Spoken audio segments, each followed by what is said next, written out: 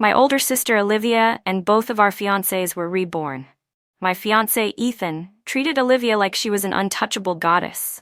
Olivia, however, despised her own fiancé Ryan, considering him a dull control freak.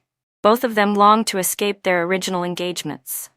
After being reborn, they quickly got together and conspired to create a scandal big enough to shake the entire city. Olivia got her wish and married Ethan, while I ended up marrying Ryan. What Olivia didn't realize was that Ethan was arrogant and impulsive. If I hadn't constantly fixed his code and drawn up his project plans, he wouldn't have been able to secure even the smallest investment. And Ethan never knew that Olivia, blinded by vanity, once leaked business secrets that nearly caused Ryan's company to fall victim to a hostile takeover, almost snapping its cash flow.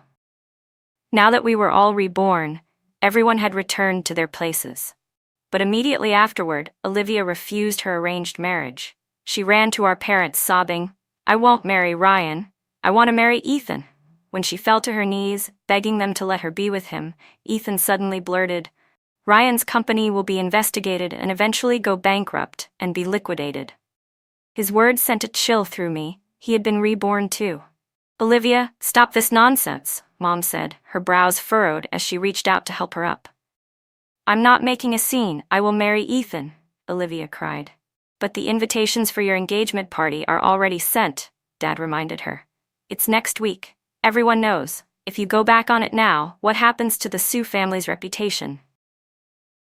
"Olivia," Mom tried to persuade her, "Ryan from Shengchen Group is young and accomplished. He manages a massive business empire, the kind of connection countless families would dream of. Why would you break the engagement to choose Ethan?" Her eyes, cold as ice, swept over me, her tone sharp and scornful. "Ethan may have some talent, but his studio has only just started. He has no money, no background. How could he ever compare with Shengchen Group? You've been spoiled since childhood.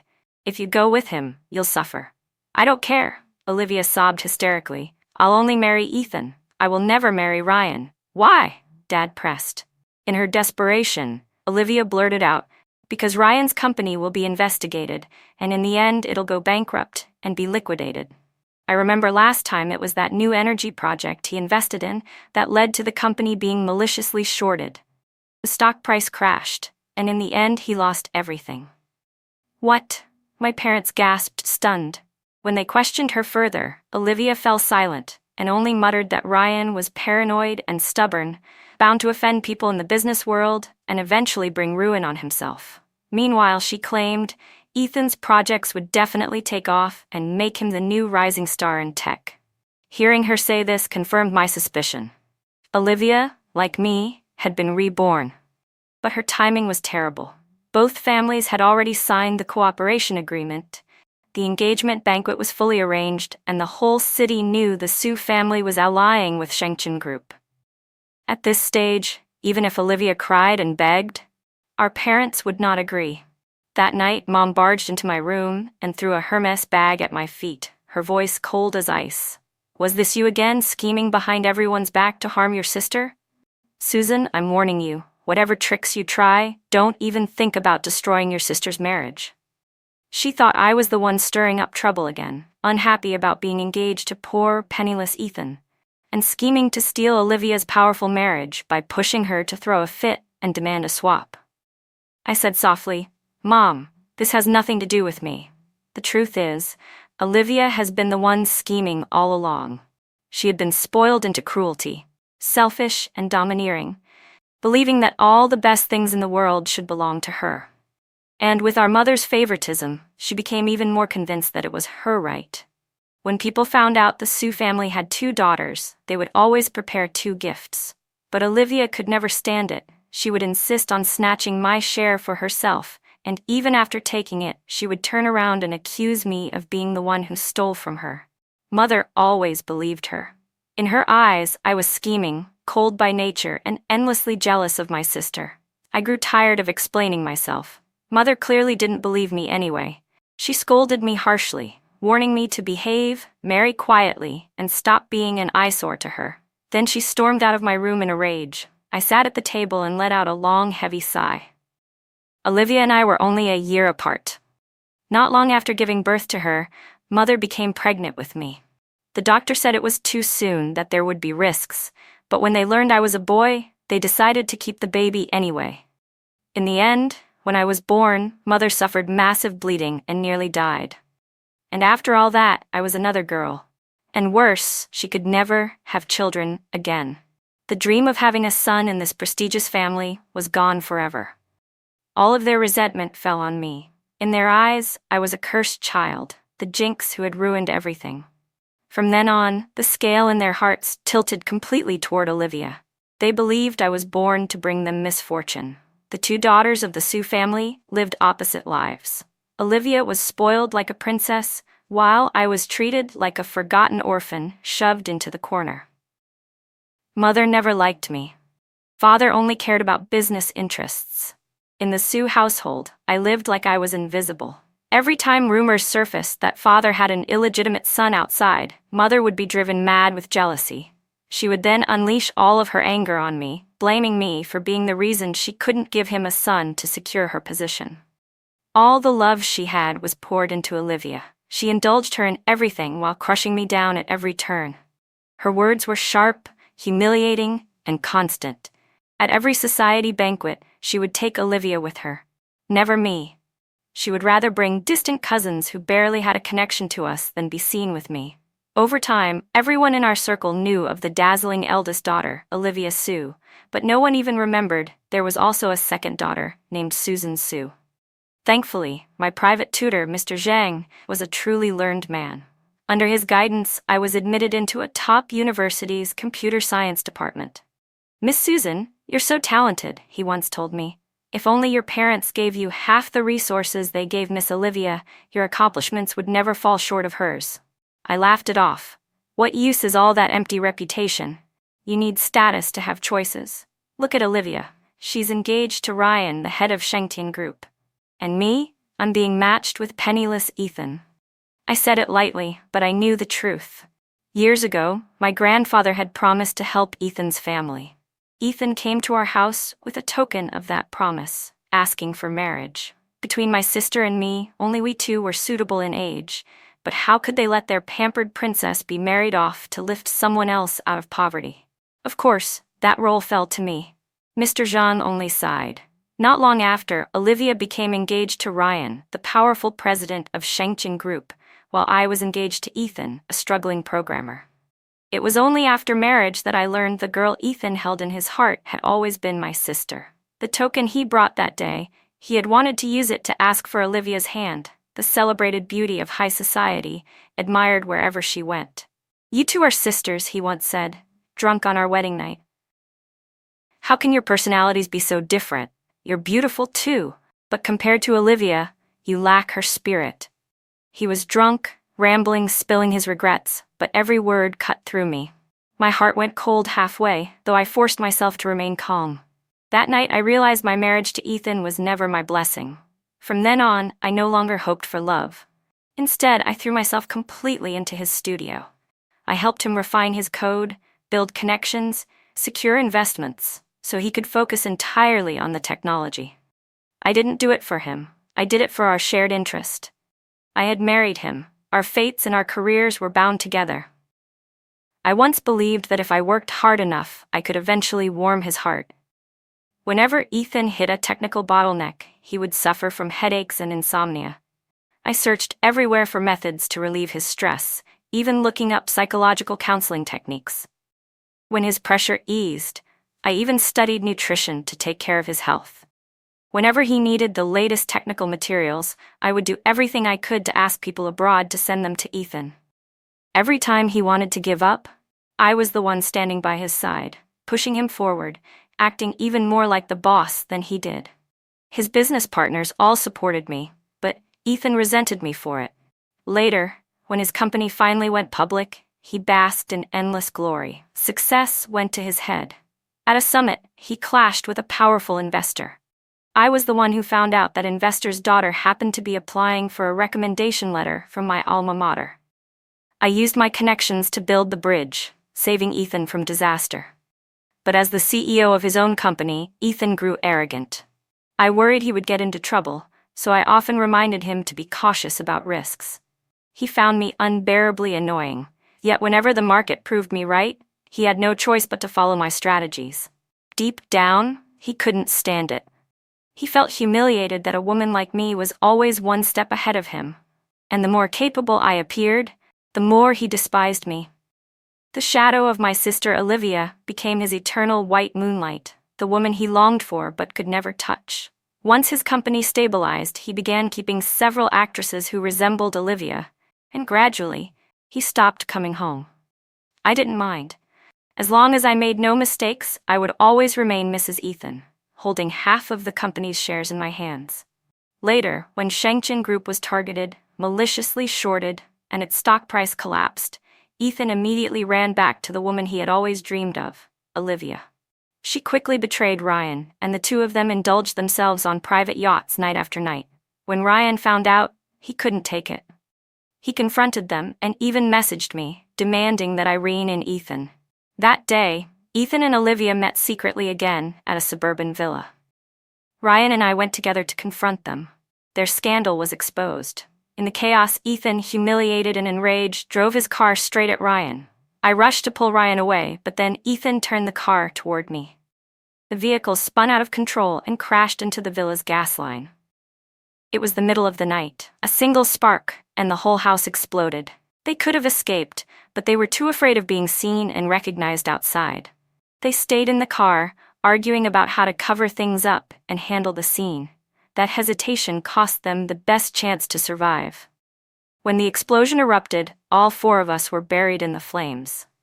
After being reborn, Olivia knew she was about to be engaged to Ryan.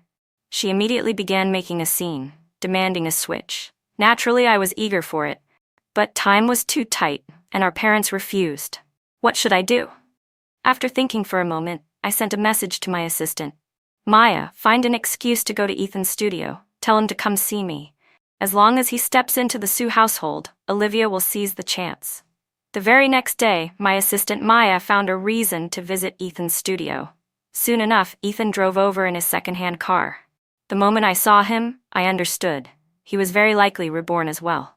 His eyes carried no trace of awe toward the Sue family, nor the nervousness of facing the upper class. His stride was steady, his every move carrying the composure of someone already in power. What is it, Susan? His tone was cold and condescending, his attitude distant. In our past life, before the engagement, he had already been displeased with me, but he didn't dare show it and was always respectful. When we had just married, even if he was unhappy, he played the role of a loving husband on the surface. It wasn't until his company went public that he began to order me around. Back then, he used to call me affectionately by my nickname, but once our conflicts escalated, his words turned cold, calling me Susan with indifference. That was the moment I became certain Ethan had been reborn too. I told Ethan I came across a project in Taiwan. There are some parts I don't quite understand, and I'd like to discuss them with you. I pretended to be shy as I handed him my tablet. He forced himself to be patient, humoring me with a few words. Not long after, I excused myself to the restroom and slipped into a nearby blind spot outside the reach of the surveillance cameras to watch. Earlier, I had already instructed Maya to leak the news of Ethan's visit to Olivia. As expected, Olivia soon appeared. The moment she saw him, sparks flew. "Ethan!" she cried, rushing into his arms. They embraced tightly, whispering words of longing as if the rest of the world no longer existed. Their reunion quickly turned into confessions, and soon they admitted to each other that they had both been reborn. After clinging to each other for quite some time, Olivia sighed. "Next week I'm supposed to get engaged to Ryan. What should I do?" Years of sitting in high positions had trained Ethan to be calculating. His expression hardened, and his voice dropped low. "There's only one way." "What way?" she asked anxiously. "Stir public opinion. Force the rice to be cooked into a meal," he said, his tone heavy. The two of them plotted to use the upcoming charity gala as their stage. The plan was for Olivia to fake a fall, and Ethan would rush in to catch her in a dramatic display of a hero saving a beauty. Once the photos spread, Shengtian Group would be forced to protect their reputation and call off the engagement. Hearing enough, I slipped away quietly. Time was short. The next day, the charity gala went on as planned. I sneered inwardly, though I kept my expression calm, holding Ethan's arm and pretending not to know anything. The venue was packed with socialites and countless reporters. Ethan seemed absent-minded. Out of 10 words I said, he barely answered one. I acted as if nothing was wrong, letting him lead me through the crowd until we neared the Champagne Tower. Just as they had planned, right on cue, Olivia let out a sharp cry from nearby. Her ankle twisted, and she toppled straight toward Ethan. "Careful!" he exclaimed, immediately releasing me and lunging forward to catch her firmly in his arms. This was exactly what they had arranged. The more cameras around, the better. With the entire city's media watching, Shengqian Group wouldn't be able to endure the humiliation. They would have to back out of the engagement. But Ethan hadn't expected Olivia's beauty to attract too much attention. The moment she fell, several young heirs from wealthy families rushed forward as well. "Miss Sue, are you all right?" "Olivia, let me help you up." Several pairs of hands reached toward her at once. Ethan was only a programmer. His strength was nothing compared to those rich kids who spent years in the gym. He was pushed aside almost instantly. Both he and Olivia froze in shock at the scene. I stood nearby, sneering to myself. This was typical Ethan. Clever in small ways, but too short-sighted, never able to control the bigger picture. If I hadn't repeatedly patched up his mistakes in the past, forget going public, his company would have gone under long ago. Yet he never showed gratitude, convinced that I, a woman, only restrained his so-called genius. I watched coldly as the two of them panicked. If Olivia ended up in another man's arms, Ethan's plan would collapse completely. In our past life, she seduced him and made my life miserable. In this life, I swore I wouldn't let her off easy. Let her become a laughingstock. Just then, a calm and imposing figure strode over unhurriedly. Tall and broad-shouldered, his presence was commanding. With only a single glance, he made those overeager heirs freeze in place as if someone had pressed a pause button. I looked carefully and recognized him. It was Ryan, Olivia's fiancé. I bit my lip. Olivia's fate was truly blessed. She was born into endless parental favoritism, and now she was to marry a man like Ryan, a genius favored by heaven. He adored her and defended her fiercely. His parents were enlightened and never interfered in their relationship. Ethan never forgot her. Even later, when Shengqian Group fell into crisis, Ryan never once let Olivia suffer the slightest grievance. Ethan, on the other hand, openly showered her with jewelry and luxury cars, practically wishing he could hide her away in a gilded cage. If not for that tragic accident, she would have lived comfortably for the rest of her life. Even now, after being reborn, no matter how terribly Olivia raised a scandal to back out of the engagement, our parents couldn't bring themselves to punish her in the slightest. At the charity gala, the moment Ethan thought of her staged accident, Ryan stepped in just in time to help her. And me? I was nothing more than a shadow forgotten in the corner, someone no one cared about. I let out a quiet sigh and turned to leave. But at that moment, a startled cry rang out beside me. "Oh no, Mr. Ryan didn't catch him." I turned back and saw Ryan standing tall, his powerful presence silencing all the eager young heirs. Yet that gap left Ethan an opening. He wasn't stupid. He glanced coolly at Ryan, hiding a smirk, then circled around swiftly and rushed toward Olivia. She, too, leaned toward him desperately, and the two of them collided in an embrace, an emotional scene of two hearts running to each other. While Ryan seemed fully occupied dealing with the crowd of wealthy heirs, Ethan managed to sweep Olivia up into his arms. They clung tightly together, nearly weeping from relief. Olivia went so far as to let her dress strap slip deliberately from her shoulder, revealing pale skin pressed intimately against Ethan. By the time Ryan turned his head, the sight was already sealed. The other heirs had no choice but to step back with regret. Ryan adjusted his gold-rimmed glasses and sighed. What a mess this has become. Olivia sobbed against Ethan's chest, and Ethan gritted his teeth before addressing Ryan. Mr. Ryan, in fact, the Sue family and the Chin family had an old agreement. It was meant to be between me and Olivia. Later, when you proposed a partnership, the Sue family had no choice. But now with this happening, why not let us be together? I arched a brow. There had indeed been ties between the Chin and Sue families, but it had never been said that Ethan and Olivia were promised. Ethan's words were slippery and cunning. Ryan let out another long sigh. If that's the case, I'll cancel my engagement with the Sue family right now. His agreement came so readily that both Ethan and Olivia were stunned. Olivia's expression even turned a bit ugly. His words made it sound as if she were unwanted trash he was eager to cast aside. Ryan added calmly, "But tell me this, what about Susan? She is Olivia's younger sister, Ethan's fiancé, and her engagement party is next week. If I step away, what happens to her?" From the back of the crowd, I froze. Ryan, was he actually worried about me? Ethan and Olivia hesitated, then Olivia broke into tears again. "My sister will understand. There's no other way. We never wanted this to happen either." Ethan followed with solemn words. "I'll explain everything clearly to the Sue family. Please believe we never intended to hurt anyone." Ryan shook his head.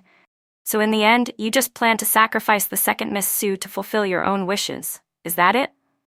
Ethan didn't admit it. Of course he wouldn't. He still wanted to be the moral model, to keep a good reputation.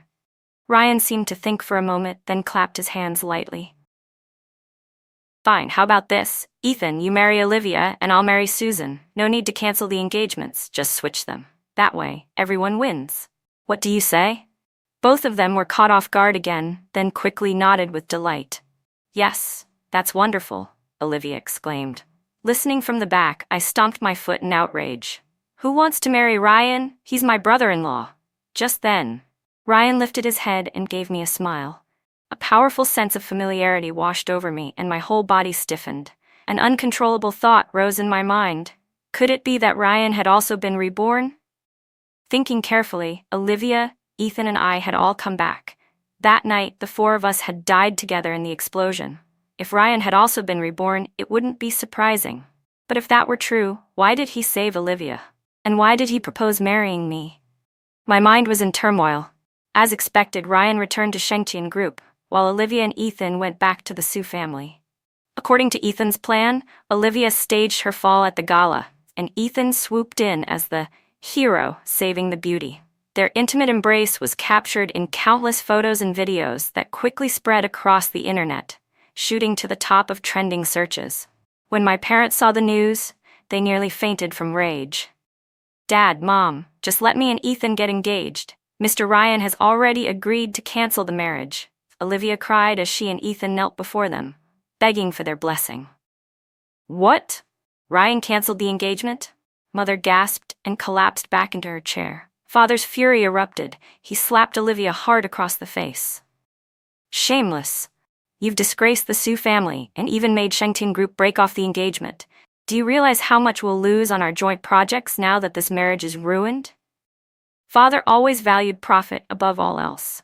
In his eyes, this alliance with Shengtian Group was our stepping stone into the upper echelons of society, the capital that would push the company to a higher level. Now, with the engagement broken, not only had he lost face, but he had also lost a powerful partner. Furious, he raised his hand to strike Ethan as well. Ethan quickly shielded Olivia. "Mr. Sue, there's no need to cancel everything. Mr. Ryan said he would marry Susan." I watched coldly. So this was what Ethan looked like when he truly loved someone. He would stand in front of them, protect them, and fight for them. In my previous life, whenever I was wronged, he only told me to handle it myself. "Is that true?" Father demanded. "It is." Olivia and Ethan both nodded quickly. Father's anger melted into joy. He pulled back his hand, sat down again, and gave Olivia a cold, measuring look. He was satisfied now. But Mother shot to her feet, rushed over, and slapped me hard across the face. "Shameless girl. This must be your doing." I never expected to be hit, and for a moment I froze, the thought of severing ties with this family burning hotter than ever. Yes, I had helped things along from the shadows, but wasn't it Olivia and Ethan who had schemed to switch partners in the first place? Clutching my cheek, I knelt on the ground. "Mom, why do you always blame me?" Her chest heaved with fury as she jabbed her finger at me. "Why else would your sister fall like that? You were there too. Wasn't it you who pushed her down to ruin her reputation?" "Yes, it must have been you. You want to steal her engagement, don't you?" She raised her hand again to strike me, but just then the butler rushed in. "Sir, madam, honored guests have arrived. Mr. Ryan is here to protect Miss Susan." The room fell silent. Everyone stiffened at the announcement. The engagement was imminent. And now with this scandal, representatives from both Shengtian Group and the Chin family had arrived to discuss matters with the Sue family. As Ryan entered, his gaze immediately landed on me. Seeing me covering my face, he asked with concern, "What happened to your face?" "It's nothing," I murmured, shaking my head, though I slowly lowered my hand. The vivid red marks of 5 fingers stood out starkly on my cheek. Ryan's brows knitted together. "You were struck. Who hit you?" Father and Mother looked embarrassed. Mother stammered, "She just accidentally bumped herself." Then she barked at me, "Hurry and get up." I stood silently, but Ryan raised an eyebrow. "An accident? That looks like a clear handprint. Who are you trying to fool?" I stared at him in shock. Was he trying to stand up for me? Ryan turned back to me. "Tell me, Miss Susan, who hit you?" His eyes were bright, serious, unwavering. My heart skipped a beat. Could he really mean to defend me? After a moment's hesitation, I clenched my fists, deciding to take the gamble. I told the truth. Mother thought I pushed Olivia, that I ruined her reputation. So, she hit me. Ryan let out a cold laugh and turned toward my mother. "Mrs. Sue, I've long heard you're blind to right and wrong, hopelessly biased. Tonight I see it's true. Utterly unfair, utterly partial." Mother was struck dumb. In upper-class society, reputation was everything. She could do whatever she pleased at home, but she absolutely didn't want such things exposed. And yet, recently, the internet had been full of gossip about the Sue family's second daughter from Tech University. Until now, many hadn't believed it. But tonight, with Ryan's words, some of those doubts were dispelled. Ryan's lips curved faintly, though his eyes were icy. "When Miss Olivia fell tonight, I happened to be there. I saw with my own eyes. She was standing by the champagne tower, lost in her own scheming. At that moment, Susan and Ethan were several meters away, completely out of reach.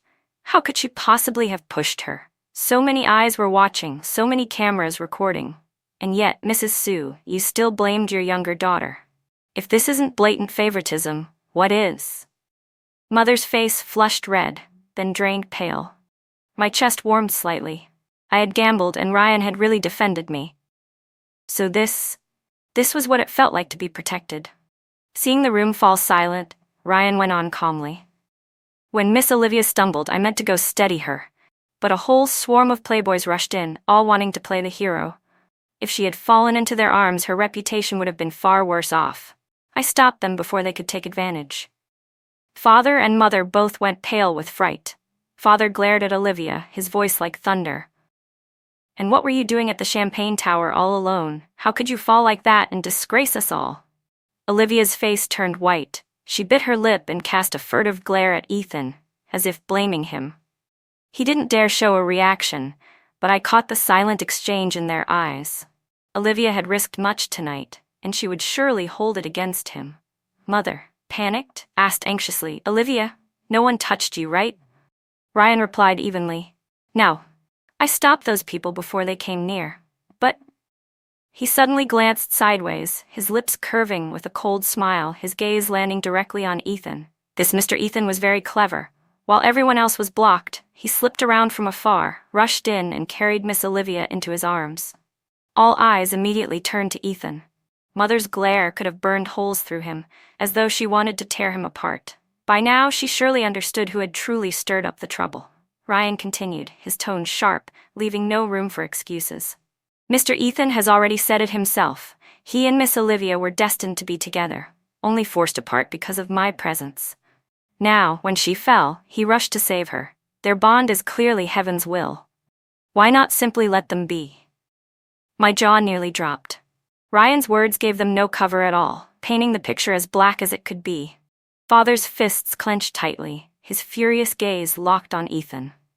At that moment, a man standing beside Ryan, clearly a senior figure of Shengtian Group, spoke slowly. "Miss Olivia is not worthy of our Mr. Ryan. This marriage cannot continue, but if the engagement is broken, it won't be good for either company's stock price. So why not let the second Miss Sue marry him instead? We can announce publicly that she was always the one intended for the alliance." The elder's judgment was final. Father immediately agreed with relief. Yes, that would be best. Susan is far more suitable to be Mrs. Ryan." Mother tried to argue, but Father snapped at her. "Look at what you've raised. Olivia has shamed us, while Susan, under Teacher Zhang's guidance, has turned out far better." But the elder cut in with a cold sneer. "Mrs. Sue, don't mistake my courtesy for tolerance. Mother's face drained of color, her lips trembling, and in the end she had no choice but to shut her mouth in humiliation. And just like that, my marriage to Ryan was set. The Sue family's alliance with Shengting Group was preserved. Father considered Olivia a disgrace. So they promised Olivia to Ethan. Ethan's studio was short on funding, and since the Sue family was willing to invest, he naturally had no objections. After all, the bride he had wanted from the beginning was the Sue family's pampered eldest daughter, not me, the second daughter who hardly existed in anyone's eyes. And so everyone seemed satisfied. Time was tight, but the engagement banquet went on as scheduled, only with the bride and groom swapped. Olivia got what she wanted and was overjoyed. Because I was to marry into the Ryan family, the socialites and noble ladies all rushed to flatter me, showering me with gifts. Even Mother had no choice but to bring me along to various parties where everyone sought my favor, while Olivia was neglected. Olivia might have always been the cherished one. But once a woman is married, her standing depends largely on her husband. Without a stable foundation, no one was eager to please her. She, however, couldn't see the truth of it. Unable to accept the shift, she stormed up to me in anger. "Susan, don't get cocky. Ryan's company will collapse sooner or later. You'll see him bankrupt, just wait," I answered lightly. "Oh, is that so?" With a smug tilt of her chin, Olivia declared, "Ethan will be the next Bill Gates. His company will become a new empire, and I will be the most dazzling CEO's wife. Ryan is just a paranoid, controlling tyrant. Whatever you do, he'll interfere and keep you bound hand and foot, making you miserable. He has no vision, and he'll make mistakes that drag you into ruin. You'll suffer right along with him. Just wait." I smiled faintly and nodded. "Fine, I'll wait." She snorted proudly and lifted her head high as she walked away. Before the engagement, the Sue household remained quiet. Under Father's stern hand, even Mother, though she still hated that I had stolen Olivia's marriage, had no choice but to manage the preparations for me. I kept to myself, staying low-key. Soon the day of the banquet arrived. Just before we left, Mother came into my room, her voice cold as she instructed me and my assistant. "When you get to the Ryan family, you must immediately put away the authorization documents for that trust fund under your name. Do not let anyone from their family see them. Remember that." I was puzzled, though I didn't think it was a big deal. I didn't want to argue, so I just murmured a response, and Mother left. That day, Olivia and I each climbed into our bridal cars, setting off toward very different fates. On the night of the engagement, I sat anxiously in the lounge. My original plan had been to let Olivia's scandal grow until she and Ethan were ruined.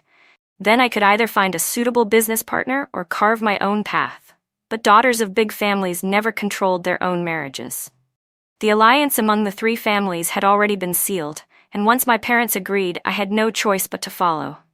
In my past life, I had dealt with Ryan and knew his character. I didn't oppose the marriage itself. The only strange part was that I had long been used to thinking of him as my brother-in-law. Now, suddenly, I was to become his bride. It still felt odd. I couldn't help but wonder why Ryan had chosen me. Soon, the host's enthusiastic voice rang out outside. The two ceremonies weren't scheduled at the same time. Olivia's came first. My assistant Maya slipped out to look and came back whispering, "People are saying Ethan's side is terribly stingy. The decorations are shabby, nothing like ours. The whole affair looks cheap." Guests whispered that it was because Olivia's reputation had been damaged and Ethan didn't take her seriously. But I knew better. Ethan's studio was strapped for cash. In my past life, when he married me, the betrothal gifts were pitiful, and the wedding was small and shabby. This time, he had already tried his best to give Olivia something better. Unfortunately, she would never appreciate it. Olivia always had to win, always demanded the best of everything. She even threw tantrums if someone gave me gifts but not her. Seeing such a poor display, she would surely make a scene later. After waiting for some time, thunderous applause erupted. "Second miss, Mr. Ryan has come to escort you," someone announced. Oh my, what a spectacle. Nowhere else in the entire city could match this display. Maya beamed with joy as she helped me up. I was led onto the stage in glory, and under the watchful eyes of the entire city, Ryan and I exchanged rings. At the private party following the engagement banquet, I waited for a long time until I finally heard a burst of noise outside. Ryan dismissed a rowdy group of friends who wanted to tease us with wedding pranks and then pushed the door open. My hands and feet tensed, my heart pounding wildly. He entered, dressed in a white suit, his burning gaze fixed directly on me. I stared back at him nervously. After a long pause, he said softly, "Susan, you look beautiful." My cheeks heated instantly. Flustered, I stammered out, "Brother-in-law." The moment the word left my lips, both of us froze. Shame burned through me, and I wanted to crawl into a hole. But Ryan didn't get angry. He pulled me gently to sit beside him. "On our wedding night, and you still call me brother-in-law? Change it. I'm not your brother-in-law anymore." I knew I had made a mistake. Quickly I corrected myself. "Mr. Ryan, no, husband." He patted my hand, and my face grew even hotter. After a moment's hesitation, I whispered, "Husband." "Good girl." He leaned in and kissed my cheek. His lips were hot and soft, completely unlike any woman's. I panicked and fell back onto the sofa. He followed, pressing close, his eyes blazing. I grew even more flustered. We hadn't even drunk the wedding wine yet. But then he suddenly chuckled, scooping me up into his arms. "We're already this familiar. Why are you still acting like I'm a stranger?" His words steadied me, and I blurted out the question gnawing at me. "You've been reborn too, haven't you?" He met my gaze unflinchingly. "I know you've been reborn as well." "Then why didn't you marry Olivia?" "Why marry me?" The intimacy between us shattered in an instant. Ryan sneered. "Marry her? That selfish, short-sighted, promiscuous woman? Let someone else take her." I was stunned. Ryan was always the perfect gentleman, refined in his words, never speaking harshly, especially about women. I had never heard him insult anyone like this. I voiced the doubt in my heart. "But at the gala, you saved her. I thought you loved Olivia." Ryan shook his head. "You misunderstood. In our past life, weren't she and Ethan desperate to be together? They thought we stood in their way, that we ruined their happiness. This time, I'll let them have what they want. I'll let them become the pair they dream of. Then I'll rip away their masks, show them just how wrong they were, how shameless they are. And finally, I'll watch them fall into ruin, losing everything." A chill ran through me at his icy words. His resentment was heavy. But after the way we all died last time, how could it not be? Was I not the same? "Then why did you choose to marry me?" I asked quietly. Ryan gripped my chin, his eyes blazing. "Because I like you. When Shengqin Group was in crisis and everyone else avoided me like the plague, you were the only one who anonymously passed me information." I hurried to explain. "That was because I wasn't sure if your company would rise again. It's easy to add flowers to a bouquet, hard to send charcoal in the snow. Shengqin Group had deep foundations, and you're capable. If you turn things around, it would also benefit my husband's company. And besides, what I gave you was nothing more than analysis from public sources. It wasn't difficult." "Say husband." Ryan's voice carried a trace of dissatisfaction. My face flushed crimson. "Husband," I whispered. He rested his chin on my shoulder, wrapping me in his arms.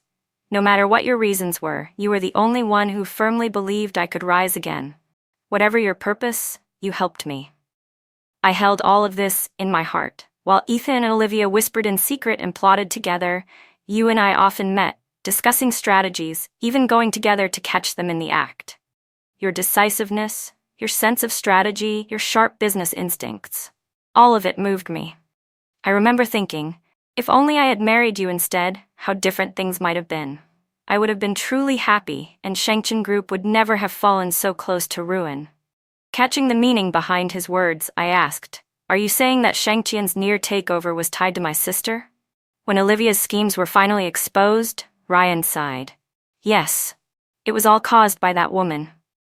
His voice turned cold. Our company had always kept a low profile, but as soon as she married in, she flaunted everything, accepted bribes left and right, greedy and shallow, promising favors to anyone.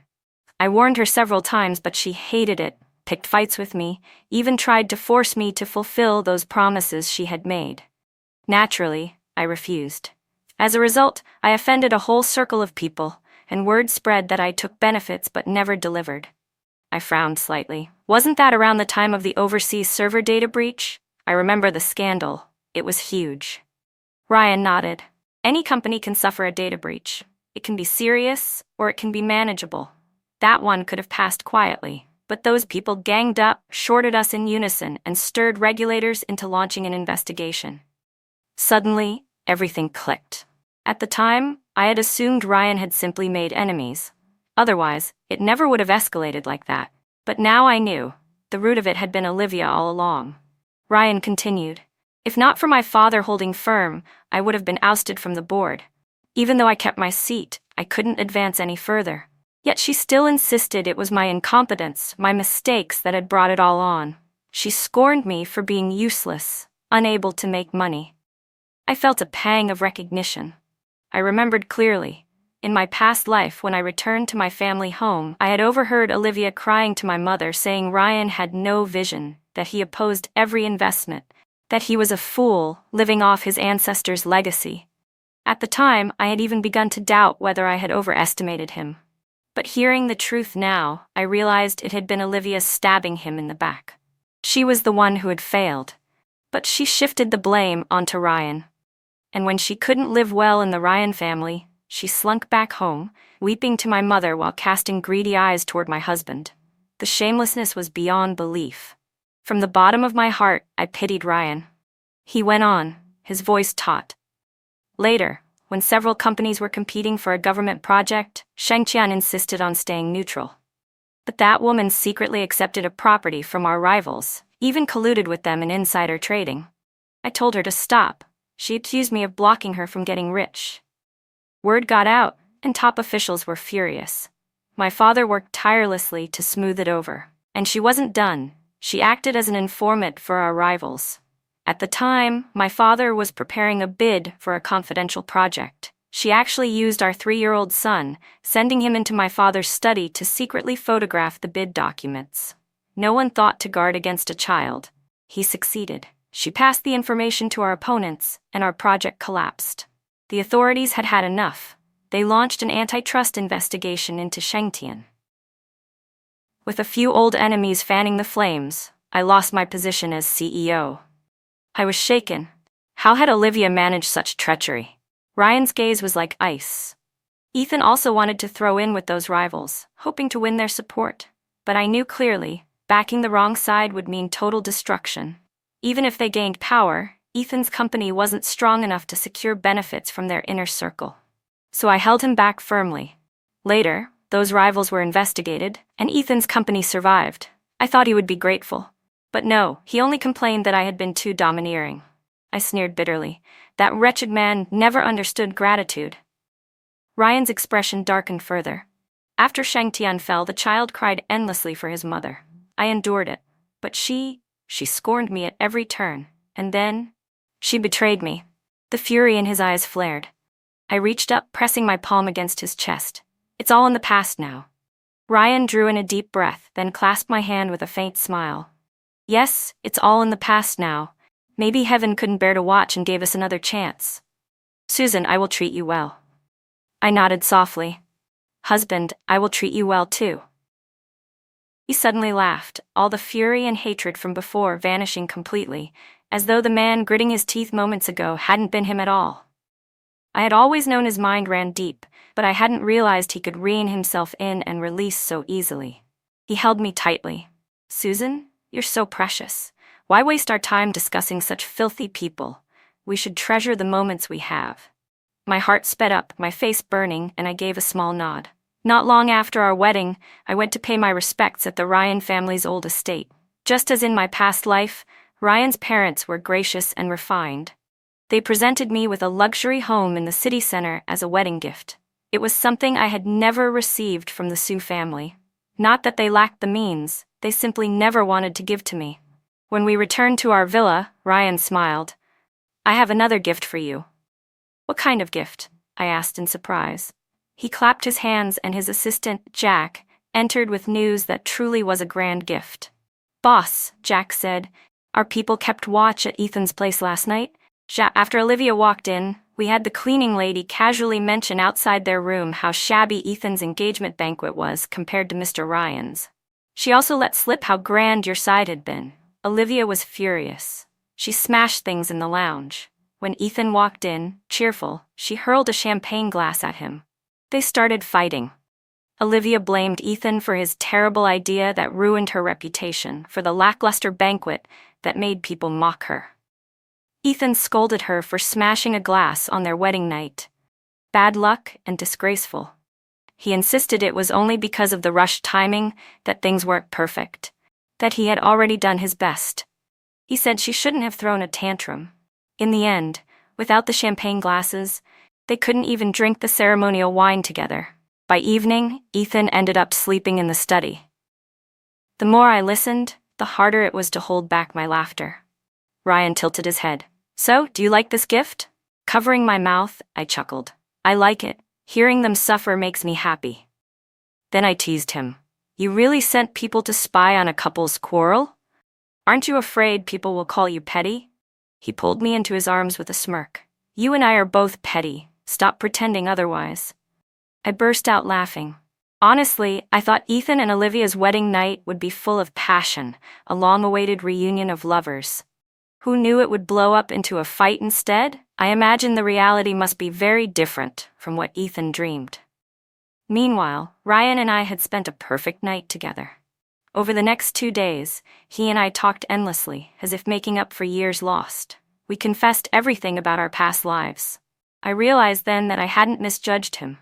Ryan was never the useless man Olivia had painted him to be.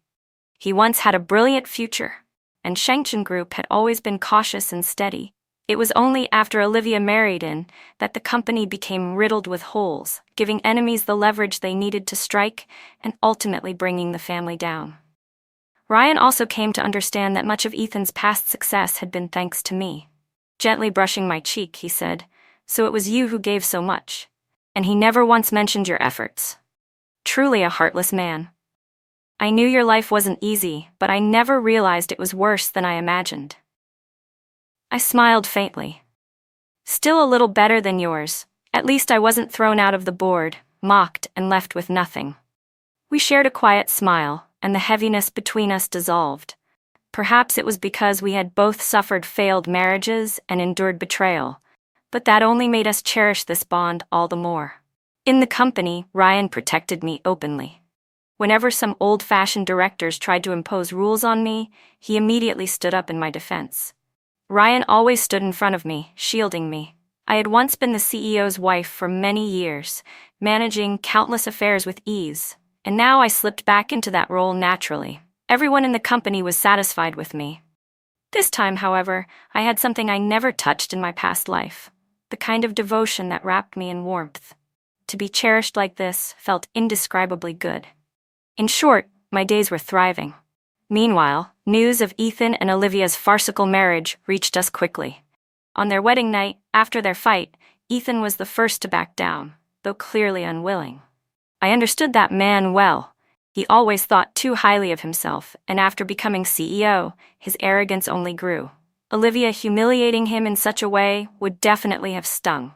But since she was his beloved white moonlight, he swallowed his anger, coaxing her instead, dreaming of a fairy tale romance. Yet the very next day, when Olivia made her first formal visit to her in-laws, things blew up again. Ethan's parents were fond of setting rules, carrying the airs of elders.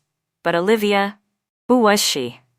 The pampered eldest daughter of the Sue family. Spoiled since birth, selfish and domineering. She had always been worshipped and praised. No one had ever dared impose rules on her.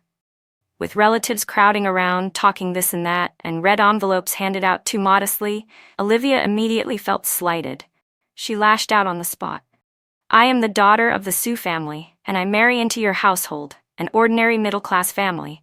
Instead of being grateful, you actually try to step on me?" Her words offended every member of the Chin family present. The irony was, she wasn't wrong, but Ethan loathed anyone looking down on his background or disrespecting his parents. A new bride on her very first visit, throwing a tantrum like that. How was he supposed to face anyone in the future? So, even if Olivia was his white moonlight, in front of everyone, he still rebuked her. "Now that you've married into the Chin family, my elders are your elders. You will show them respect." But Olivia cared only about Ethan, not his family. She already felt she had suffered a great grievance when the engagement banquet hadn't been grand enough. Now she believed the Chin family was bullying her. And for Ethan to scold her in public, she erupted, crying that she wanted to return to her parents' home. The scene became unbearably ugly. Ethan was scolded harshly by his parents and relatives, and with resentment simmering inside him, he went back to coax Olivia. But she refused to yield, pressing him endlessly. He ended up pleasing neither side, more frustrated than ever. Exhausted, he couldn't understand why. He had married the woman he loved most, she had married the man she wanted most. So why was their home in chaos after only 2 days? Wasn't it supposed to be perfect? Wasn't it so good before? According to Jack, Ethan stood several times at his office window, staring at a plum blossom tree outside, mumbling to himself as if recalling something. I knew what he was remembering. When I had been his wife, I had abided by rules, handled his parents with tact, and managed every detail of the company. He hadn't needed to worry about anything. His days had been comfortable and easy. Not like now, steeped in humiliation. Ryan asked sharply, why would he be murmuring at a plum blossom tree? Jack shook his head. I don't know, sir, I frowned. I've always liked plum blossoms, I can't be sure, but I think Ethan stares at that tree because he's reminiscing about when I was there. Not that he missed me, he never liked me, he's just remembering how convenient I was, how I spared him trouble. Can a man be any more disgusting? Ryan's expression darkened instantly. Then we'll cut that plum tree down at the first chance. I blinked, then laughed, teasing. Husband, don't tell me you're jealous again. He didn't deny it. I covered my mouth, chuckling. All right, no more of this pointless jealousy. Tomorrow we have to pay our return visit. Don't let people laugh at us, I reminded softly. Ryan chuckled and squeezed my hand. Don't worry, honey. Soon it was time for our return visit to the Sue family. Honey, look at the gifts I prepared for the visit. Do you think it's enough? Ryan asked, pulling me excitedly into the walk-in closet. He pointed at a pile of luxury brand boxes. When I opened them, I found limited edition jewelry and luxury watches. I shook my head firmly. No. Then we'll add a yacht, Ryan offered smoothly. No need, I quickly stopped him. He said with a slow smile, I'll handle the gifts for the visit. After that, he called in Jack, instructing him to take away all the luxury goods and replace them with simple supermarket gift boxes. Ma'am, this... Jack hesitated. I spoke slowly. I've already told my husband the truth about how my family treated me. I won't let them take advantage of me again. Then I told Ryan about what my mother had said to me before the engagement. The matter of the trust fund. I had a trust fund under my name, left to me by my grandfather. The dividends each year were considerable. Before my engagement, my mother had warned me specifically to keep the documents safe. At the time, I thought it strange.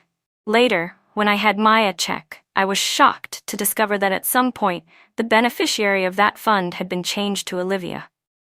My mother hadn't dared let the Gu family know, afraid I'd lose face, so she only whispered it to me. While my fund was secretly transferred away, Jack found that Olivia had suddenly gained several new shops and shares under her name, all from my parents. My father had once publicly said that both Olivia and I would receive a trust fund and a portion of stock as dowries. Not because he loved me, but because, marrying me into the Gu family, he had to keep appearances. But now my fund had been switched. Clearly, right before the engagement, someone had stolen my assets and given them to Olivia. And no one could have done it except my mother. At the time, I thought she had finally relented and stopped making trouble for me before the marriage. I never imagined she was stabbing me in the back. Since this kind of family scandal couldn't be aired out, I had to swallow it in silence. Over time, it was buried and forgotten. But if they could trick me once, then naturally, I had every right to strike back now. When Ryan heard, he was stunned for a long time, unable to recover. I knew your mother was biased, but I didn't think it was this bad. You're her own daughter. How could she? Yes, I said quietly. In my last life, I thought the same. How could she? It wasn't until my death that I finally understood. There really are mothers in this world who have no regard for their own daughters. Ryan's eyes grew dark. I understand what you mean, honey. He gestured to Jack. Print the change records for Susan's trust fund. I'll personally take them to the Sue family. I was startled, Then warmth surged through me. I didn't stop him. When everything was ready, Ryan and I drove to the Sue family's home. Both daughters returning for the visit drew a crowd of relatives, eager to see the excitement and curry favor with the Gu family's new son-in-law. My father was beaming with pride. By the time we arrived, the Sue family villa was already bustling. Unfortunately, Ethan and Olivia's car pulled in at the same time. Good son-in-law. My father didn't even glance at Ethan and Olivia as they got out. Instead, face glowing with delight, he walked straight toward Ryan, chatting warmly with him. Only then did he spare me a glance, warning me to take good care of Ryan from now on. Ryan replied coolly, "Susan is already doing very well. We're husband and wife, one body. If Chairman Sue looks down on her, then you're looking down on me." My father's smile froze, and he quickly changed his attitude toward me. My heart ached with emotion. Marry the wrong man, and a woman must weather storms alone, exhausted and half dead. Marry the right man, and she never has to worry. He'll shield her from the wind and rain. The difference between Ethan and Ryan was like night and day. "Dad," Olivia whined unhappily, but my ever-snobbish father only gave her a perfunctory, "You're back," then turned back with a smile to invite Ryan and me inside. Olivia stomped her foot in anger, while Ethan's eyes grew stormy. As we entered the house, our gifts were carried in as well. Everyone was eager to see what we had each brought. As for Ethan's family, no one cared to look.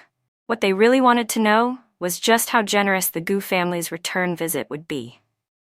Everyone began whispering among themselves, and Olivia grew even angrier. She ordered someone to open her gift boxes. Inside was a limited edition Patek Philippe watch and a rare, discontinued Van Cleef & Arpels necklace. As the butler announced the items, gasps of surprise filled the room. "Ethan's studio must be making huge profits," someone remarked. "Looks like the rumors about going public are true." That makes sense. Otherwise, why would the Sue family marry their eldest daughter into that household? Pleased with the compliments, Olivia had worked hard to put on a show, and the gifts she brought were indeed extravagant. Hearing the praise, she lifted her chin proudly, basking in her moment of glory. Ethan smiled broadly as well, his pride swelling as if those gifts had come from him. I cast a calm glance at the pile.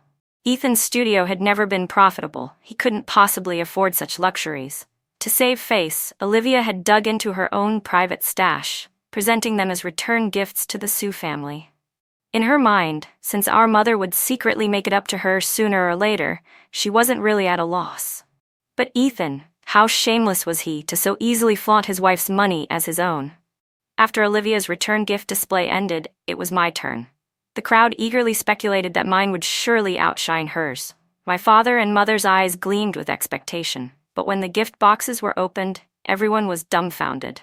Inside were nothing more than ordinary supermarket health supplements.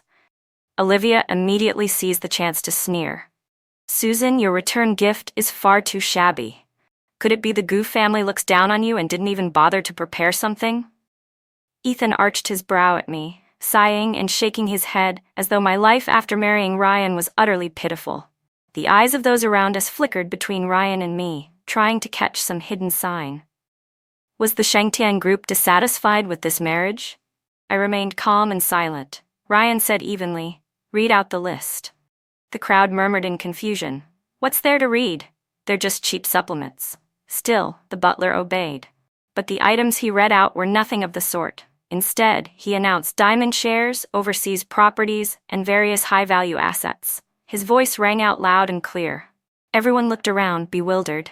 They saw a pile of inexpensive goods, yet the butler was reading off trusts and investments. It seemed absurd. Faces turned awkward. They didn't dare lash out at Ryan, so instead they scolded me. "Susan, look what you've done. This is outrageous." My mother's face darkened, her voice sharp. "Humph, I knew it. Olivia was the one more suited to be Mrs. Gu. If she had married into the Gu family, we wouldn't have ended up in such embarrassment today." I stayed quiet. Ryan raised his brows and said coldly, "Whatever the Sue family has done, we are simply following suit." "What does that mean?" The relatives buzzed in confusion. Ryan waved his hand, and Jack stepped forward with 2 documents. "This is the dowry list the Sue family gave us for my wife. It includes a trust fund, company shares, and original stock options." His eyes swept meaningfully toward Olivia, whose face had already turned pale. Then he held up the second document.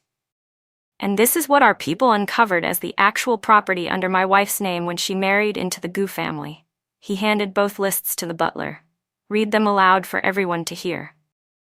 As the butler read, people began exchanging startled looks. Slowly, they realized something was wrong. Wait, aren't these the very assets Miss Olivia just flaunted as her own? Someone whispered. Yes, a Patek Philippe might be chalked up to coincidence, and maybe even the Van Cleef and Arpels necklace. But the private villa in the south of the city? The one-of-a-kind painting by Master Jean? There's only one of those in the world.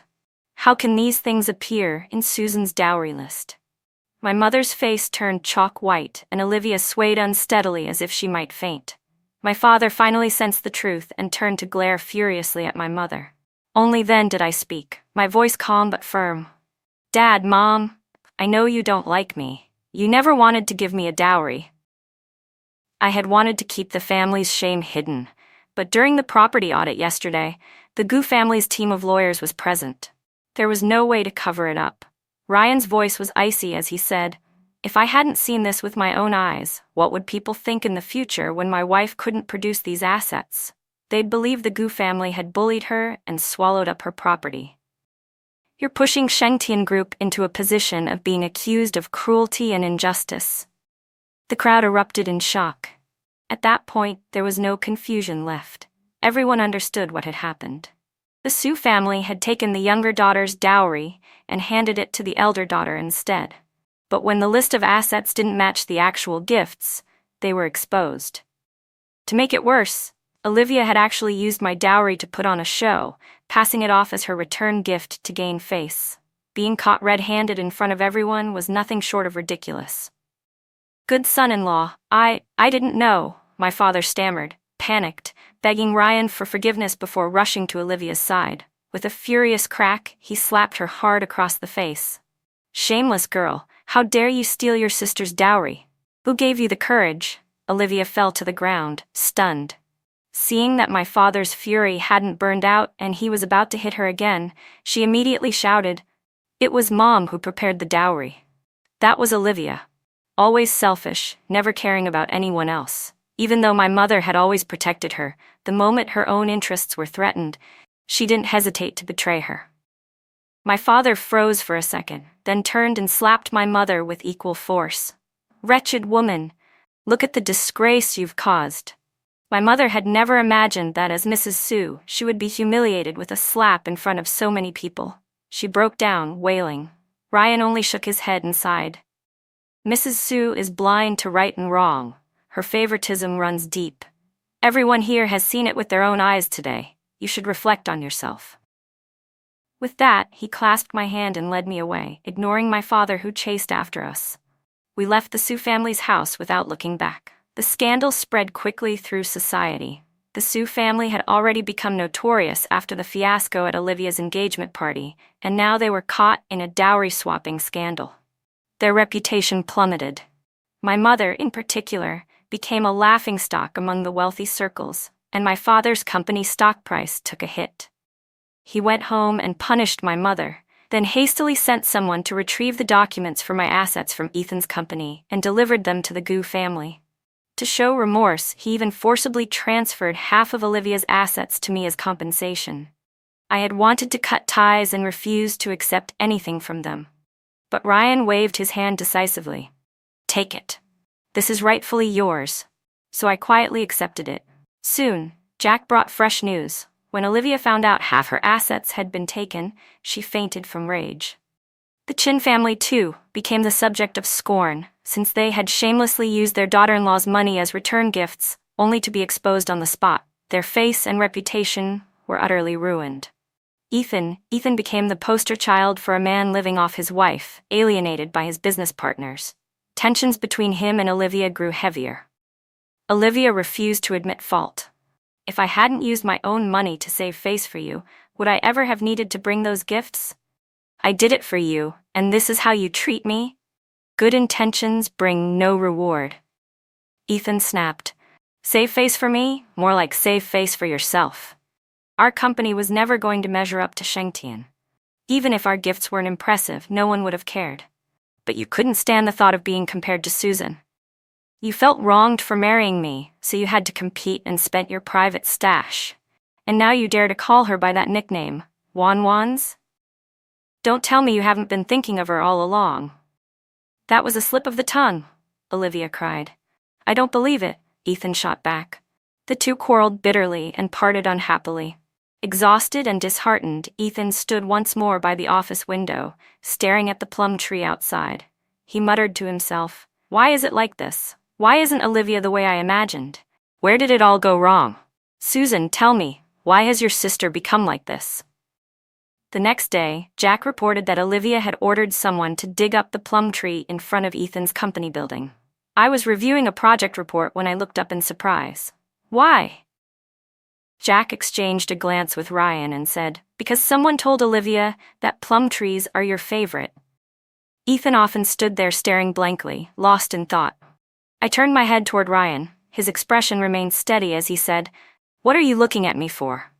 It wasn't me. I wouldn't stoop to something like that." With that, he walked out of the study. I could only shake my head helplessly and return to my report. When I finally finished my work and stepped outside, I found Ryan in the villa's courtyard, digging a hole with an ice shovel, the soil scattering as he worked. Beside him sat a small plum sapling. My heart warmed instantly. I walked over and said softly, "Honey?" "What?" he asked, pausing. I pulled out the contract from a big deal I had just signed. "This is for you." He quickly dropped the shovel, took the contract from my hands, and looked at it with surprise. "This is for me?" My cheeks flushed slightly. "Thank you for standing up for me." He smiled. "Isn't it only right for a husband to stand up for his wife?"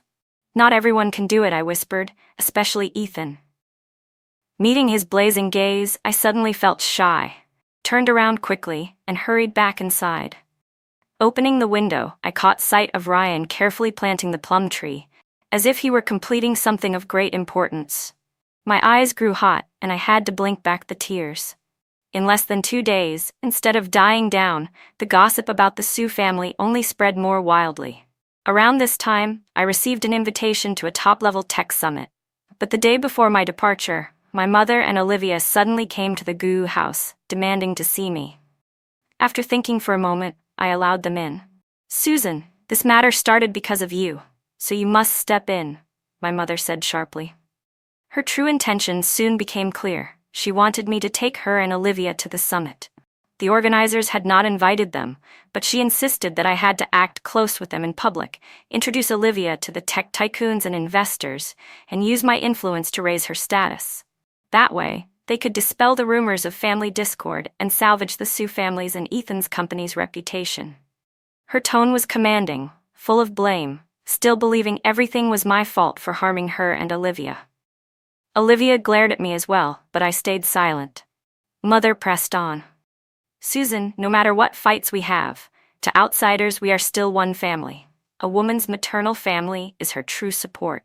If you sever ties with us, your husband's family will never value you. When trouble comes, you'll be left with no one to protect you.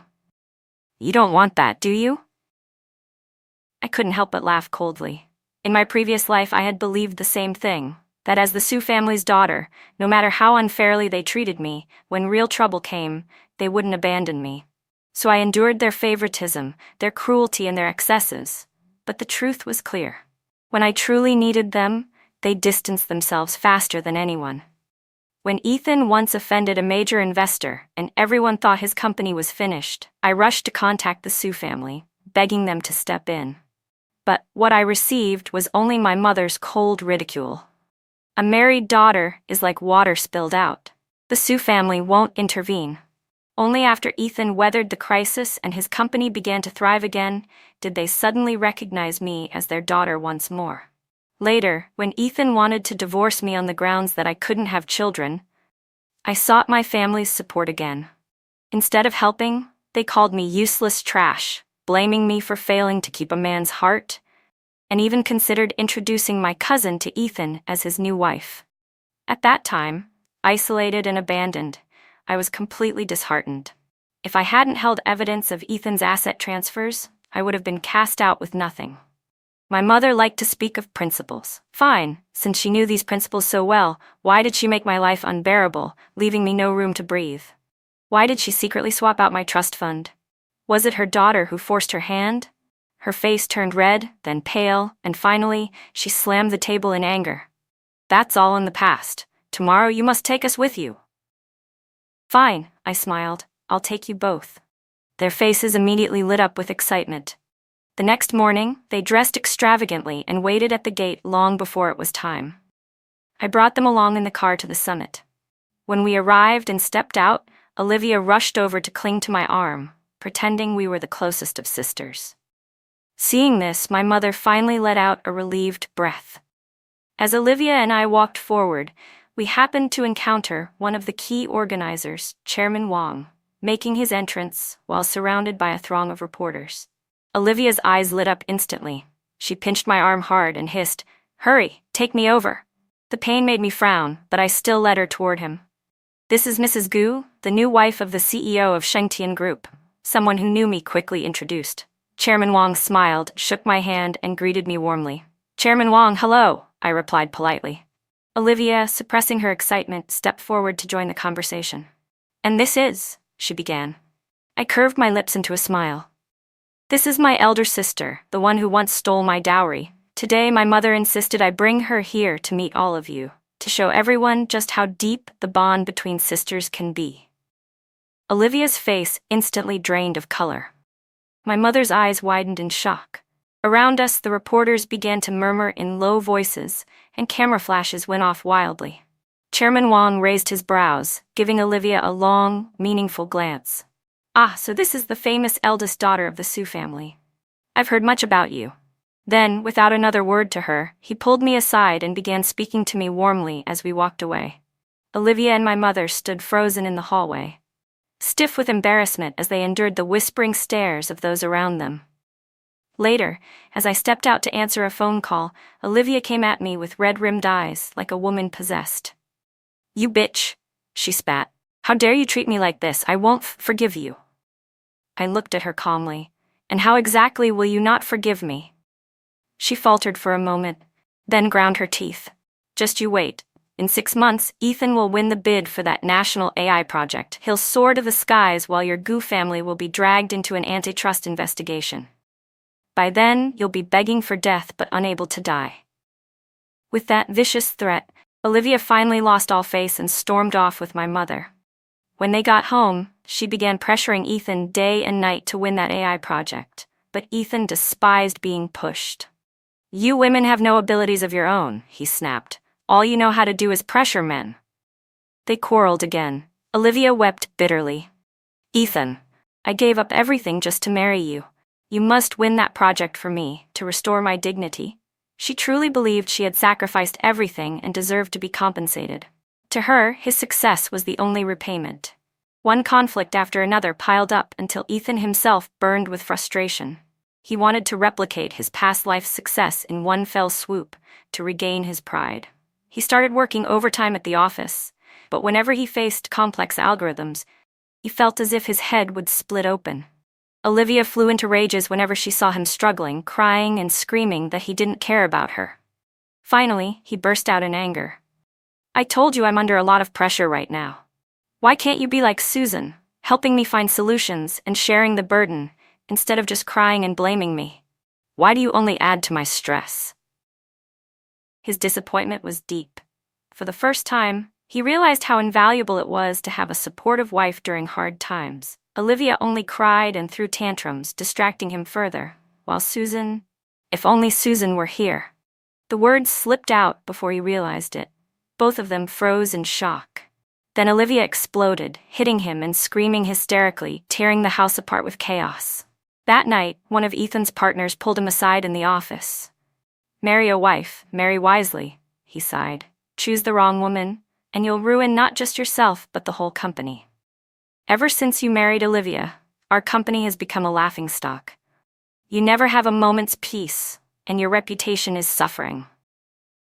Not long ago, your mother tried to ease the tensions by handing the family finances over to Olivia, but she took the money and poured it into high-risk crypto, losing everything. One day she's fighting with your sister, the next with your aunt. She even went online to borrow from loan sharks. If this scandal comes out, we're all finished. Ethan was stunned. So it's true. His partner nodded. We've been hiding it from you because we were afraid you'd lose focus, but now it can't be kept secret any longer. Back then, we thought marrying the eldest daughter of the Sioux family meant you'd have a cultured, reasonable wife, and with the Sioux family's investment, everything would flourish. But now it seems you married a walking disaster. I heard the younger daughter, Susan, has taken over Shengtian's investment department and runs it like clockwork. If only you had married her instead. Ethan lowered his head, utterly dejected. The partner went on. What's done is done. You need to discipline Olivia. Don't let her act recklessly again, or she'll drag down the entire company. Ethan left the office in heavy silence, lost in thought. Could it be that Ryan's loss of power and Shengqing Group nearly collapsing really had something to do with Olivia? He went to confront her. How could it be my fault? Olivia shouted. It was Ryan's incompetence that almost bankrupted them. Ethan studied her face, half believing, half doubting. Olivia pressed on. Why do you keep thinking about your past life? What matters most is winning that AI project now. She was right. Whatever happened in the past was already over. What mattered was this life. Ethan forced himself to be patient. Don't worry. I've participated in this project before. I know the core algorithms and the evaluation standards. Even if I start preparing now, I'll be fine. Olivia's face lit up with joy. Really? Then that means you're guaranteed to be number one. The two of them grew excited again. When I heard this from Jack's report, I only shook my head. Ethan thought winning the bid depended solely on his own abilities. Then I would make sure he learned a lesson about his true limits. That night, when Ryan came home, I told him everything. Honey, both Olivia and Ethan have been reborn. Ethan remembers the project details, and he's banking on winning again. Ryan paused mid-motion, then chuckled coldly. It just so happens that the committee is discussing the selection of the evaluation panel right now. I'll recommend reshuffling the experts. If the panel changes, so will the standards and focus. I smiled with relief. With the criteria rewritten, Ethan would have to compete on equal footing with countless top-tier companies. He was so full of himself, convinced he could succeed on his own. Now we would see if he could secure the project without my help. On Ethan's side, Olivia's mood lifted with his promises. Whenever she saw me, she even flaunted her pride. I stayed calm. Because Ethan thought he was ahead of the game, he no longer worried about the project, while Olivia continued her reckless behavior. He had to clean up after her constantly, even taking on her debts and running around dealing with trivial messes like a servant. People mocked him as a kept man, and gradually even his closest friends distanced themselves. The dream of his pure white moonlight was crumbling. Olivia, once his obsession, was now a burden he despised. He grew more and more irritated with her, even deliberately comparing her to me just to spite her. That drove Olivia into furious rages, and their home was filled with endless fighting. Ethan's parents eventually moved back to their hometown, unwilling to endure the chaos any longer. Ethan felt as though the sky itself was collapsing. He couldn't understand. Hadn't he envisioned a perfect future? If he married his white moonlight, life would be blissful, his career soaring while she accompanied him. He always thought his last life had been miserable. But now he realized his present life was a living hell. One evening, I attended a banquet and happened to see Ethan pacing on the terrace. The moment he saw me, his eyes lit up and he rushed toward me. Susan. I spoke coldly. Mr. Chin, please show some respect. If you don't want to be accused of harassment and have security called, then you'd better address me properly, as Mrs. Gu. His lips trembled for a long moment before he finally whispered, Susan, I was wrong. My bodyguards immediately stepped in, blocking him from coming any closer. How dare you harass Mrs. Gu? My bodyguard shouted, stepping forward. Ethan clutched his chest but didn't retreat. He fixed his gaze on me. Miss Susan, I have something to say. I gestured for the bodyguards to step back and keep their distance. Looking at him calmly, I said, Go ahead. Say what you want. He looked at me with desperate intensity. Susan, the truth is, the one I always wanted to marry was you. I let out a short laugh. Oh? And now you regret marrying Olivia? His expression twisted with disgust. I never wanted her. She's selfish, vicious, a crazy woman. The one I've always loved is you, not her. That night at the banquet, when she fell, I had no choice but to save her. That's how I ended up marrying her. I shook my head. Ethan, your shamelessness is unbelievable. Wasn't it always your dream to marry your so-called white moonlight? Didn't you and Olivia go so far as to drive into me and Ryan, nearly killing us, just so you could be together? And now you claim you regret it? His eyes went wide, and he staggered back. You've been reborn too? At this point, Ethan was no longer a threat. Smiling, I replied, if you and Olivia could be reborn, why couldn't I? He stared at me in disbelief.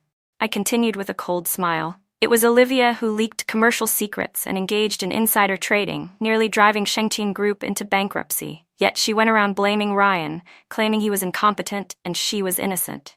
You believed her, didn't you? That's why you sided with her. Ethan's body trembled. So, it really was her fault that Shengqin almost went under? You've been married to her long enough, I said sharply. Don't you know what kind of person she is? You thought she was perfect, thought I wasn't good enough, so you dreamed of marrying her. Well, now you've been reborn and got exactly what you wanted. Isn't that perfect for you? Tears welled in his eyes. Susan, I was wrong. Can't we start over? Don't call me that. My face hardened. Ethan, do you really think I ever wanted to marry you? Every day with you made me sick. Let me tell you something else. Before your engagement, I deliberately called you to the Sue family estate and had Olivia meet you. I gave you enough time to scheme your little wedding swap. I knew all about your plan. I simply let it play out.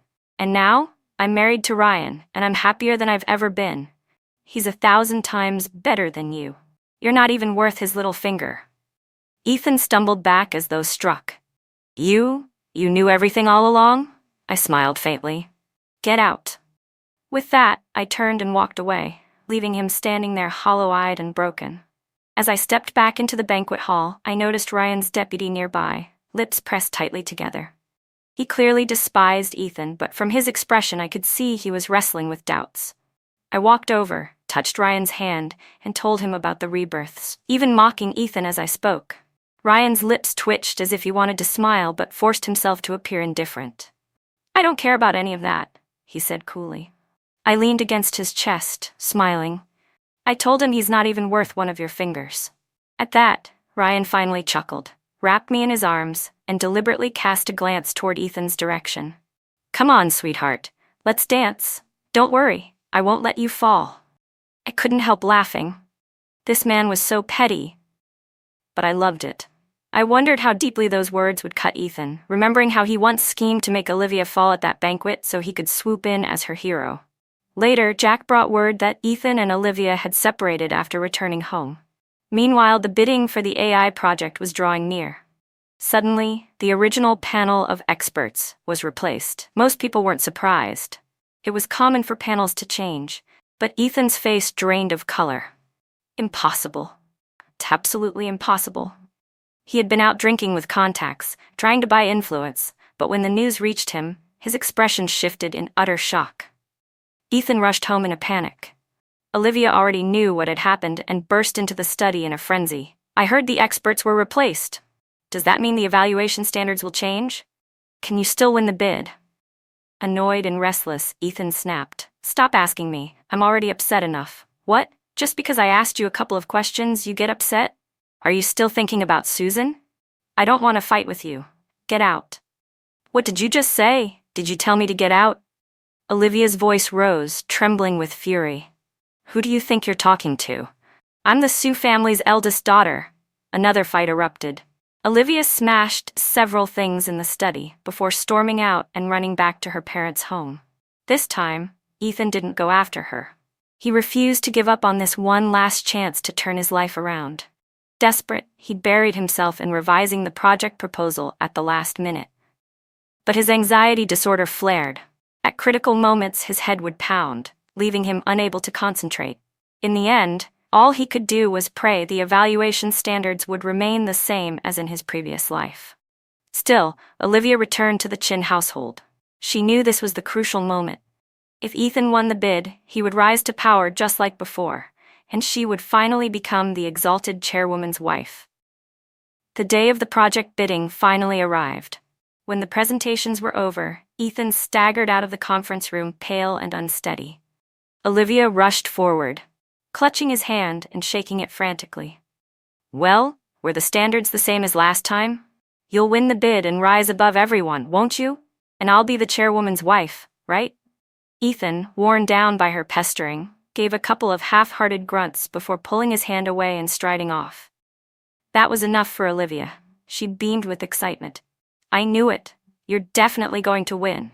From then on, Ethan practically lived at the company. Olivia threw tantrums but had no choice but to accept it. On the day the results were announced, she strutted to the venue to watch the live broadcast.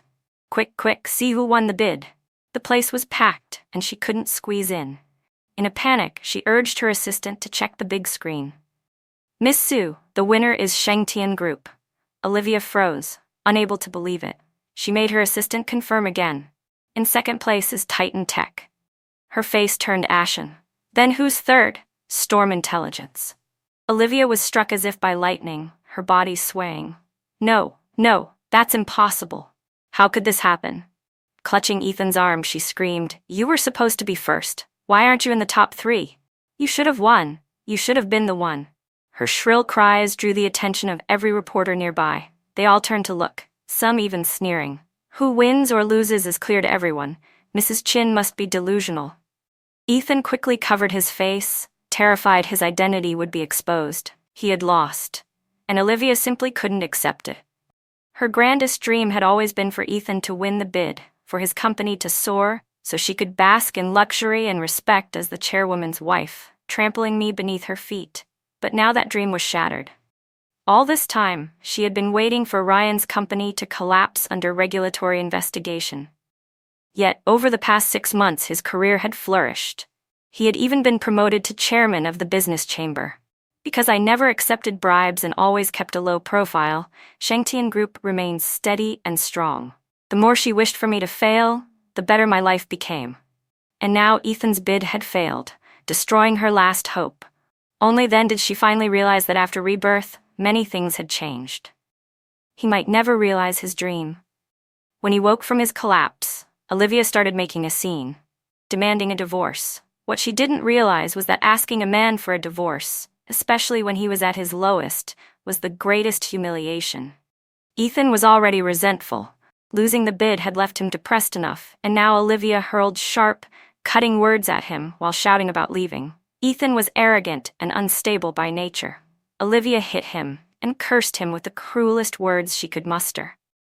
At last, his long-suppressed emotions erupted. "I want a divorce. I'll remarry Ryan. He's 1,000 times better than you. You're nothing but useless garbage that will never amount to anything." Olivia thought of all the suffering she had endured and broke down completely. Pointing at Ethan's nose, she cursed bitterly, then grabbed a crystal ornament from the desk and smashed it against him. "I was supposed to be Ryan's wife. It was you. You tricked me with empty promises, stole everything from me, never cherished me, and forced me to suffer. I'm done with you." The blow split Ethan's forehead, blood streaming down as his eyes bulged in rage. "So you loved Ryan too?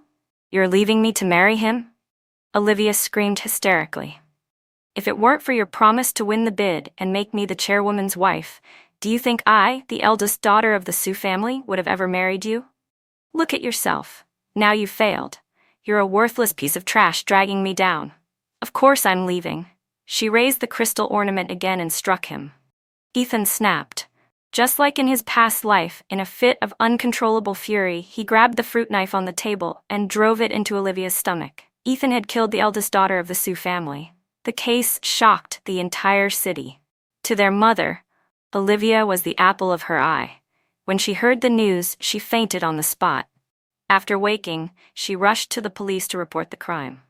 She not only accused Ethan of murder, but also exposed how he had deliberately staged Olivia's fall back then, forcing her into marriage with him. She demanded he be sentenced to death. The police immediately opened an investigation. They tracked down Olivia's personal assistant, who revealed the truth. Everyone learned that Ethan had indeed staged the fall, but it had been prearranged with Olivia. She hadn't wanted to marry Ryan. She had already been involved with Ethan, which was why they planned it. The assistant testified that Olivia had said Shengqian Group would be investigated and collapse, and that Ryan would be ruined. She refused to marry into hardship. She believed Ethan would win the bid and soar to success, so marrying him was the smarter choice. Their mother was devastated by the evidence. She had always thought I was the one who had interfered and stolen the marriage. Never, in her wildest dreams, did she imagine it was Olivia and Ethan who had plotted together to force her into the Chin family. She made a scene at the police station. The Chin family, desperate to save Ethan, quickly revealed everything Olivia had done after marrying in. It was clear he deserved what he got. My God, Miss Sue even borrowed from loan sharks? That's illegal. And on the very day she returned home after her wedding, she caused a massive uproar. She was far too domineering. Piece by piece, the truth spread, and the public mocked the Sue family for their lack of upbringing. After Olivia's death, the Sue family's reputation collapsed, because her character was so terrible, and because witnesses confirmed she had abused and assaulted Ethan that night. He was convicted of intentional assault, leading to death, and sentenced to life imprisonment. But Olivia's disgraceful behavior ruined more than her own name. Their father, unable to control his wife and daughter, saw his company destroyed and its stock price plummet. He and their mother fought bitterly. In the chaos, his mistress took the chance to move in with her illegitimate son and seize control of the company. Their furious father committed their mother to a psychiatric hospital. Though he didn't divorce her, in reality, she had been abandoned. Her days in the hospital were unbearably hard. Out of respect for the fact that she was my biological mother, and to avoid being accused of heartlessness, I occasionally had people send her money and supplies, but that was all I could bring myself to do. I treated what I did as nothing more than repaying the debt of being born and raised. Mother and daughter were tied by fate, but never truly meant to stay together. My father was thoroughly marginalized in the business world and even reprimanded by the Chamber of Commerce. It became impossible for him ever to rise again. In his desperation, he brought his illegitimate son to my door, hoping to use Ryan to find a way back in. But Ryan and I rejected him outright. We would never allow him to latch onto Shengqian Group. My father was furious, nearly to the point of collapse, but powerless. Depressed and miserable, he returned home and soon fell ill, never to recover. Meanwhile, Ryan rose step by step, becoming a figure of immense influence in the business world. I once again stood as the chairman's wife, cherished and respected by everyone. Shengqian Group never faltered. When my father-in-law retired, he handed the company entirely to Ryan, and my honor and status remained unchanged. 3 years into his prison sentence, Ethan sent me a letter. The timing was almost the same as when Shengqian Group had declined in my previous life. But in this life, Shengqian thrived, and Ryan had become an industry leader while Ethan suffered endlessly behind bars. Wan, when you receive this letter, I may no longer be alive. Only now do I realize how terribly wrong I was. It was with you that I could have built a company and taken it public. With your help, Ryan has achieved things he never could have in our past life. Olivia was selfish and malicious, yet I was blinded, mistaking false gems for the real thing. I abandoned you to marry her, and this is the outcome. If time could start over, I would devote myself to loving you and being with you forever. I handed the letter to Ryan. He laughed coldly, then tore it to pieces and fed it into the shredder. Pulling me into his arms and laying me on the bed, he whispered, "Impossible. You will always be my wife. Even if time turned back, you would still be mine." Just as he was about to lean down again, a small figure burst into the room. "Daddy, you're bullying Mommy again." Ryan and I got up awkwardly. This child always seemed to appear at the most inconvenient times. Yet as the little one chattered away, Ryan and I exchanged a smile. Suddenly, everything no longer felt so serious. In this life, we would be happy forever.